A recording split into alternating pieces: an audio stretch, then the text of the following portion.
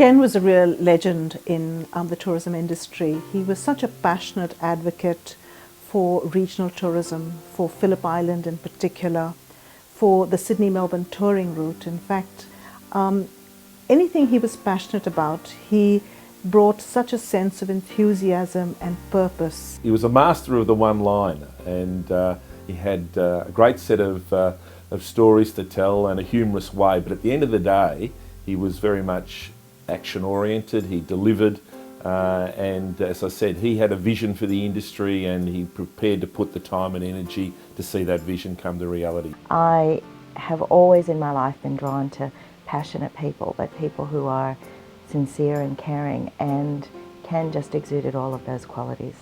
He was far and away, I think, one of the most committed and dedicated professionals that I've ever worked with in this industry, that had a love for tourism and a love for Victoria that was unparalleled. He was always approachable, he was always one to support. He'd come to the regions, he'd work with you. Ken was a man that you could always find the good part of anything that you saw.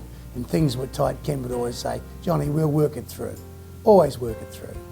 Ken was a very special man. I think everyone knows that. I miss him a lot. I think about him nearly every day. But on top of Ken's strong advocacy for tourism and what he believed in, I actually liked the guy, and you don't normally make a lot of friends in politics, but I really liked him, and I think I referred to him in Parliament when I did a short speech on him as a character, and he was a real character, and he had an engaging personality. He was warm, he was interesting.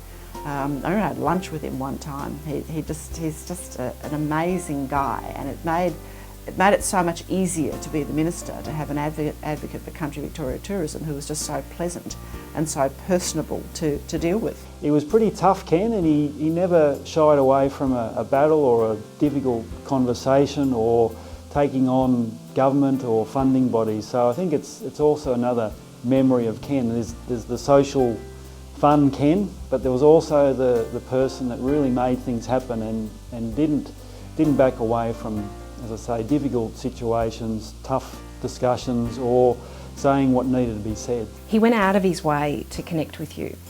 Whether you were starting a new job or you were new to the industry, he always looked for people who needed a bit of support or assistance. And in my own case, I remember when I went to work in Ballarat, he rang me, and it was the first day I was heading up there, and he rang me at about Melton and said, "I just want to give you the lowdown on what's going down up there." It's not a matter of just being a leader and delegating the functions, it's rolling up your sleeves, and Ken certainly did that and had a great reputation in the industry of that.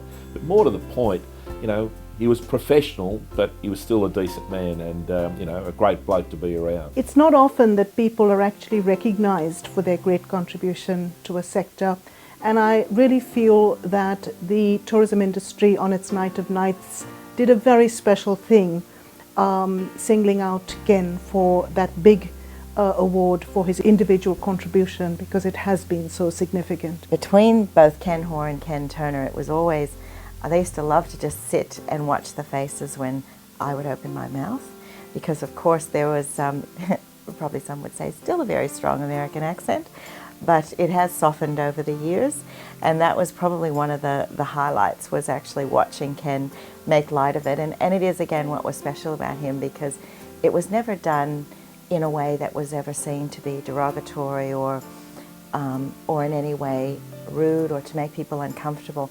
It was actually always in a way to break the ice. And for me, it was great, because it really helped me to feel a lot more comfortable as I tried to get used to life in a new land. Ken and I went to dinner at the local hotel in Violettown, of all places. 8 o'clock on a Monday night, the guy said, "I'm sorry, but the kitchen's closed." Ken said, "Think you better open it up. John and I need a steak and a glass of red." He said, "Well, you better buy a bottle of red." So we did that. Ken was a man that you could always find the good part of anything that you saw. And I know there's a famous story about when I went up in a cherry picker. I think it was when we were putting up the jigsaw signs on the border of Victoria and New South Wales. So I went up in the cherry picker to launch this huge signage strategy, and I heard a lot of laughter from down below. And in those days I was young and I wore short skirts and all of that, and Ken said, Now we'll see if the minister's well briefed. And I knew about that because I had come down from the cherry picker and had asked about what was the comment that had elicited such laughter. And of course, again, everyone's so terribly respectful of ministers, which is good. And it was quite an effort to find out what the joke was. And I thought it was the funniest thing of all time. It's a very funny joke. I think he was actually embarrassed just for a smidgen of time initially, that it was a very funny comment. And I think it's good that people can laugh in those circumstances. I actually valued the fact that I had such a relationship with him that he could say that, and for people not to get offended and actually laugh. Ken, the family man, yes, he was always there for the kids too.